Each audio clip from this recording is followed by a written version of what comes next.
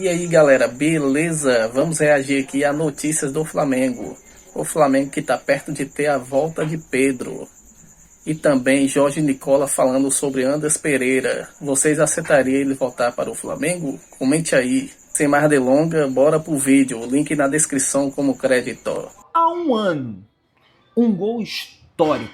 No dia 30 de março, aliás, um ano e um dia, né? No dia 30 de março de 2024, Pedro entrava para a história ao marcar o gol de número 13.000 da história do Flamengo. Um marco monumental que só poderia vir dos pés de um camisa 9 maravilhoso como é o Pedro. Um ano depois, a nação rubro-negra vive a grande expectativa de ter o camisa 9 no Flamengo a partir do mês que vem, quando virar meia-noite, né, meus amigos e minhas amigas? O Pedro retornará aos gramados. É lógico que não vai voltar no dia 1º de abril, dia 2, dia 3, dia 4.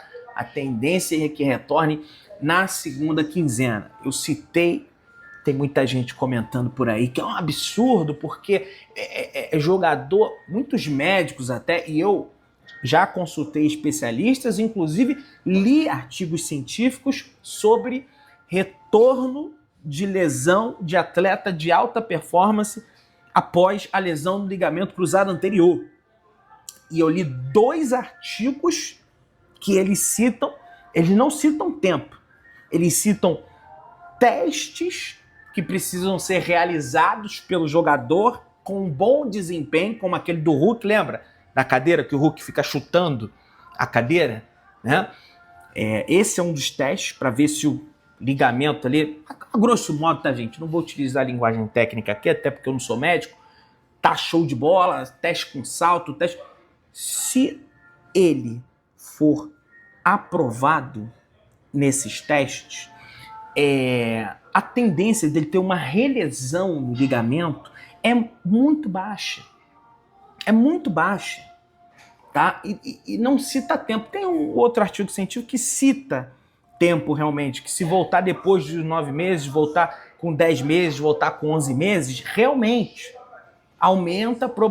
reduz a probabilidade de ter uma relesão, segundo determinados artigos científicos. No entanto, eu estou explicando de novo, teve muita gente que não entendeu. A própria literatura médica, ortopédica sobre retorno, né, após lesão do ligamento cruzado, não é verdade absoluta. Não tem uma comprovação 100% científica, um protocolo pronto de retorno de ligamento cruzado anterior, de após lesão, pós-operatório de ligamento. Não tem um protocolo. Cada um tem o seu protocolo e o Sasaki está fazendo o protocolo dele no Flamengo e eu confio nele como médico do Flamengo, porque as referências que eu tenho dele são as melhores possíveis de vários grandes médicos que eu já conversei, que são ortopedistas. Então, gente, vamos parar com essa neura de que o Pedro tá voltando precoce, porque ele vai lesionar de novo, porque tá voltando em 7, era para voltar em 9. Calma, tá? Não tem evidência 100% científica que precisa esperar os 9 meses. Bora falar agora sobre o Flamengo e Andreas Pereira. O meio-campista quer voltar ao Flamengo e uma prova disso é que ele já avisou aos dirigentes rubro-negros que não tem a intenção de prorrogar seu contrato com o Fulham. É uma estratégia para forçar o time inglês a negociá-lo na janela da metade do ano.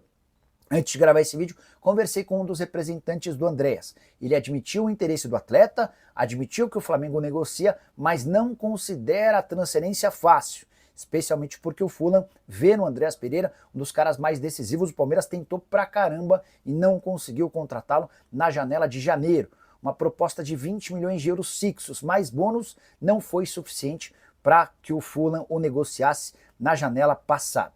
Só para completar, o Fulham já deixou claro que nem cogitará vender o Andreas Pereira caso consiga vaga em competição europeia para o próximo ano. Acho essa chance pequena.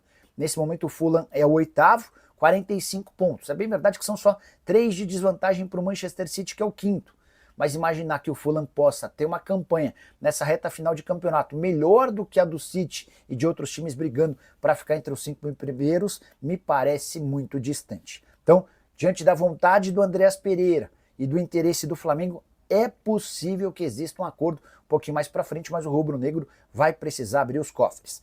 Só para completar em relação ao Fla, destacar Léo Pereira, que se tornou o terceiro zagueiro com mais gols nesse século, vestindo a camisa do Flamengo. O Léo, que marcou o gol do empate contra o Internacional no sábado, chegou a 12 gols marcados. Ele está atrás apenas do Ronaldo Angelim com 16 e também do Juan com 18. Paulo, o que você achou aí dessa primeira rodada? Alguma coisa te surpreendeu? Tudo dentro do esperado? Gostou da primeira rodada do Brasileirão, Mauro? Bom dia.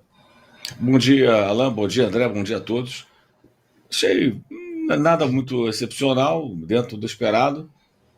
E achei que assim, o Campeonato Brasileiro começa de uma maneira muito discreta, né? Eles não tratam muito bem no campeonato, né?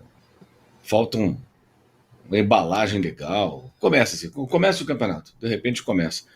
Mas acho que foi uma primeira rodada sem grandes surpresas. Um bom jogo no Maracanã, um jogo interessante no Allianz Parque, um jogo no sábado, o jogo do São Paulo contra o Sport, a partida ruim do São Paulo. Acho que foi o time grande que mais preocupou sua torcida, né?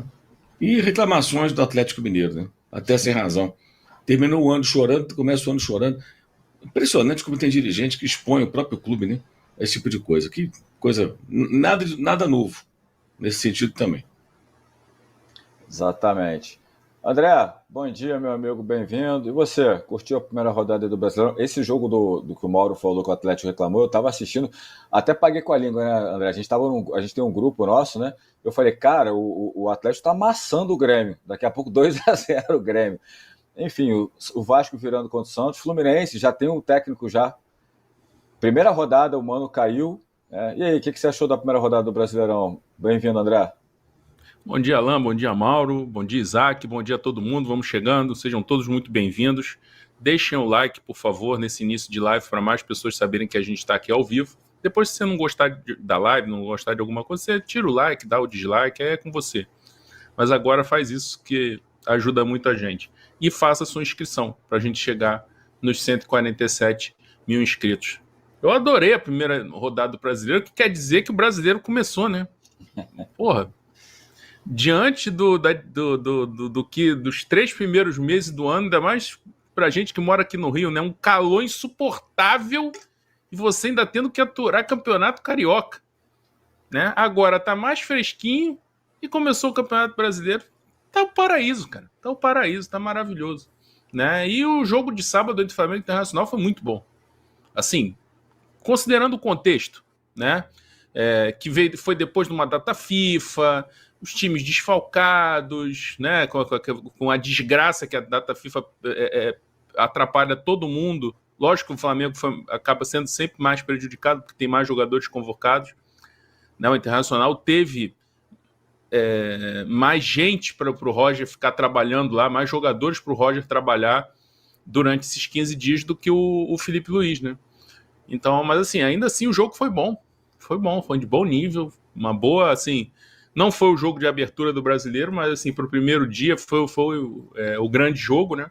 A gente teve os jogos, o confronto direto entre os 4 times, assim, que pode ser considerados mais fortes, cada um por um motivo, né? O Botafogo por ser o atual campeão brasileiro da Libertadores, o Palmeiras por tudo que conquistou antes, mas agora vive uma má fase, mas fez investimentos para poder melhorar o time, né? Tem jogadores, Paulinho ainda nem estreou no Palmeiras, né? Então, assim, é um time que vai ser forte, não adianta, vai ser competitivo, deve brigar nas primeiras posições, pode não ganhar, né? E aí vai passar um ano realmente sem nada, caso não vença também Libertadores, nem Copa do Brasil e Mundial, né?